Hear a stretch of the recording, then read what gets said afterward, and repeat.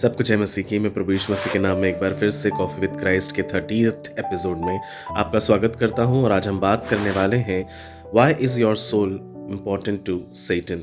शैतान आपकी आत्मा के पीछे क्यों पड़ा रहता है। जी हाँ मेरे प्रियो, मैं कुछ 6 बातें आपको इम्पॉर्टेंट बताऊंगा क्योंकि ये गंभीर विषय है, परंतु हमारे सब मसीही लोगों के लिए समझना बेहद ज़रूरी है कि क्यों शैतान हमारी आत्मा के पीछे पड़ा है, ऐसा क्या है।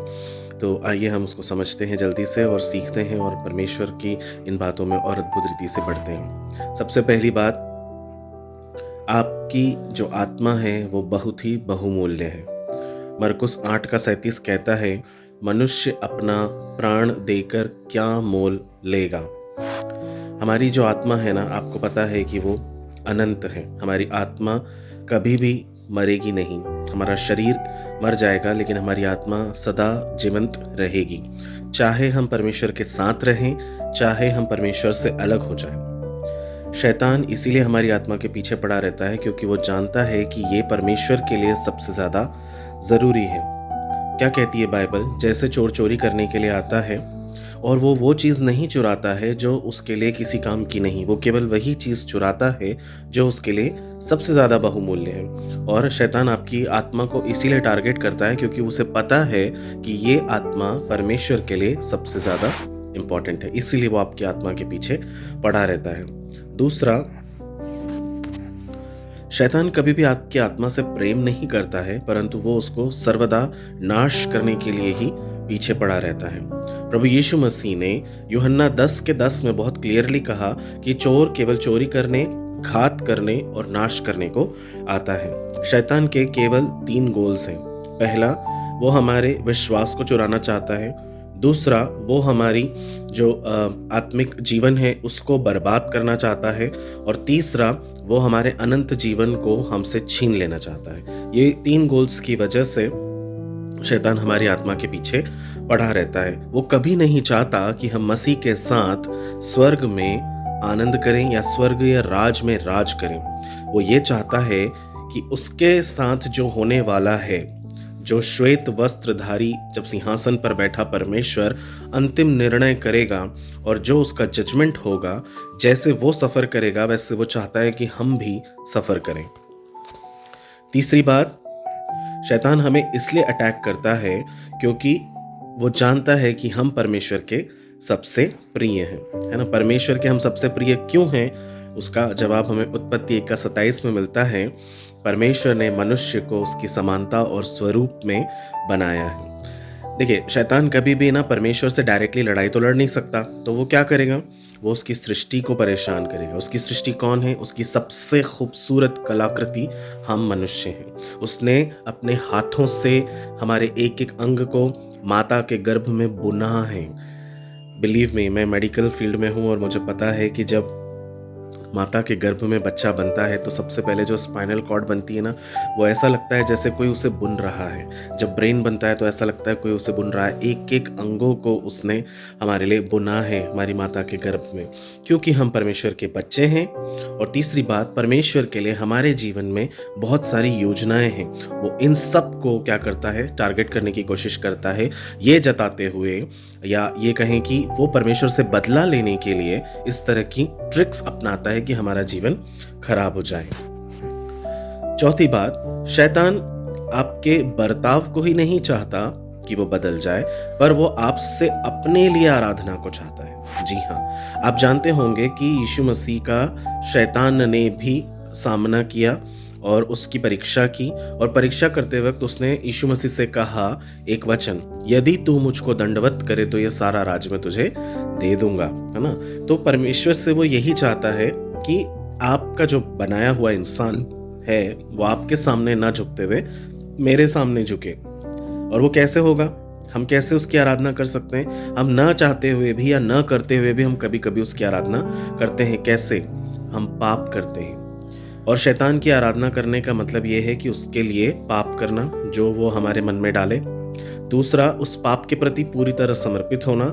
तीसरा, उस पाप में ही जीवन को जीना। तो हम निरंतर परमेश्वर के साथ साथ हम उसकी आराधना भी करते हैं। और ऐसे में शैतान को कोई प्रॉब्लम नहीं होती है क्योंकि उसे पता है कि आप तो हैं पापी, आप तो सारे पाप कर ही रहे हैं। 5वीं मुख्य बात है कि आपकी जो आत्मा है उसे आदम ने पहले ही बेच दिया था। जी हाँ, जो आदम ने पहला पाप किया था तो अपनी आत्मा को पाप के हाथों, पाप के द्वारा जो है शैतान को बेच दिया था। और क्या हुआ था, बाइबल में क्या लिखा है, पहला पत्रस 1 का 18-19 में, तुम चांदी या सोने से नहीं बल्कि मसीह के बहुमूल्य लहू से मोल ले लिए गए हो।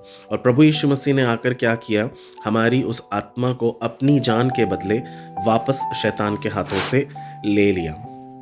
ये बहुत इंपॉर्टेंट है मेरे प्रियो, ये बात को हमें समझना बहुत इंपॉर्टेंट है, क्योंकि शैतान का कब्जा हमारी आत्मा पर नहीं है अब।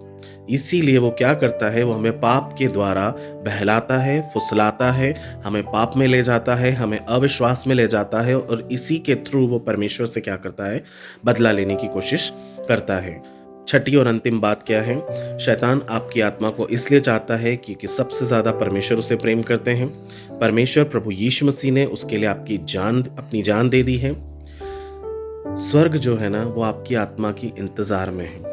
क्यों? क्योंकि मनुष्य को परमेश्वर ने अपनी आराधना करने के लिए बनाया था, परंतु नर्क उसने शैतान के लिए बनाया है ना। मत्ती 25 का 41 कहता है, नर्क मनुष्यों के लिए नहीं, शैतान और उसके दूतों के लिए तैयार किया गया है। जी हाँ, तो नर्क वहाँ है ही नहीं। नर्क इसलिए है क्योंकि वो शैतान के लिए है। जहाँ परमेश्वर नहीं है ना, वो केवल एक ही जगह है, और वो है नर्क। और वो नर्क उसने शैतान के लिए बनाया है और उसके दूतों के लिए बनाया है। मेरे प्रियो, हमारे लिए वो नहीं है। इसलिए हम कोशिश करें कि जब कभी भी शैतान हमें बहकाने और भरमाने के प्रयास में हमारे जीवन में आए, कई बार हम ऐसे पापों में फंस जाते हैं कि हम उससे नहीं छूट पाते, तो हम क्या करें, मसीह की सहायता लें, हम प्रार्थना करें, हम तमाम पापों को, तमाम बातों को हम मसीह के हाथों में सौंप दें, तभी हम उससे बच सकते हैं।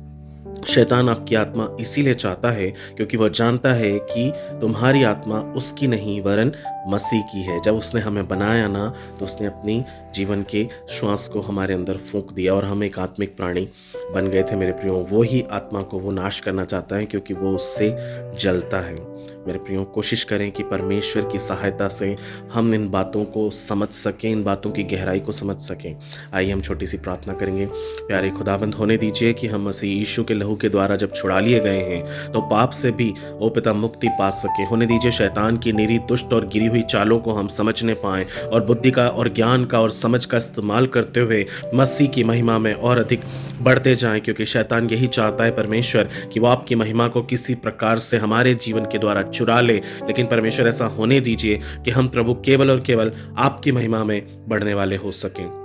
हम सब कुछ आपके हाथों में सौंपते हैं, हमारे जीवन को हम सौंपते हैं। मैं क्राइस्ट कॉफ़ी विद क्राइस्ट के माध्यम से अपने फ्रेंड्स, टीचर्स, कलीग, स्टूडेंट्स और तमाम व्यूवर्स को जो विश्व के किसी भी कोने से देख रहे हैं प्रभु, मैं आशीष देता हूं पिता, और मैं आपसे विनती करता हूं उनके जीवन के लिए प्रभु, आपके पवित्र लहू के बारे में आप उन्हें शैतान से बचा करके रखें प्रभु। आप उन्हें समझ दें और ज्ञान दें और उनकी मदद करें प्रभु यीशु मसीह के नाम से, आमीन।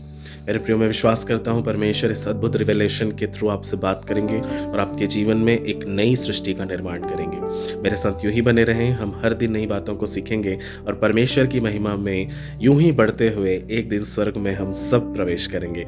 प्रभु आपको बहुत आशीष दे। जय मसीह की।